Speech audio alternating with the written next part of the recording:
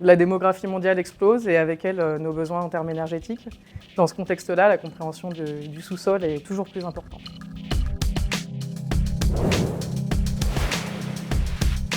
Pour caractériser les sols en profondeur, les méthodes de sismique classiques étudient la vitesse de propagation des ondes sismiques générées par des explosions ou par des camions vibrants, c'est ce qu'on appelle des sources actives. Alors même si ces méthodes ont une bonne résolution, elles sont difficiles à mettre en œuvre sur des sites qui sont reculés, elles sont onéreuses et en plus elles perturbent l'environnement.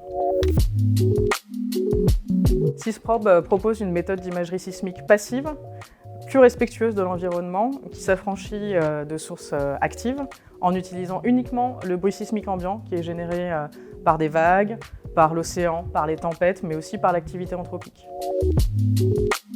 Du coup, grâce à des réseaux de centaines voire de milliers de capteurs, SysProbe a la capacité de traiter des gros volumes de données qui sont enregistrés pendant des semaines voire des mois.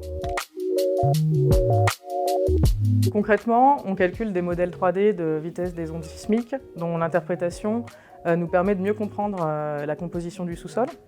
Cette interprétation elle est faite en général conjointement avec le client qui nous fournit des informations de forage ou d'autres données géophysiques. Les applications sont nombreuses et les solutions de SysProbe sont principalement utilisées dans l'exploration minière, mais aussi pour l'exploration géothermique ou l'exploration en hydrogène. Et d'ailleurs récemment, SysProbe est intervenu dans le désert d'Atacama pour de l'exploration de cuivre et aussi dans le Nevada pour l'exploration géothermique. Nos modèles 3D sont aussi utilisés pour l'étude d'aléas sismiques, notamment pour la prévision du mouvement du sous-sol en cas de séisme. Et il y a aussi d'autres applications géotechniques pour caractériser les classes de sol en vue de la construction de bâtiments ou d'infrastructures.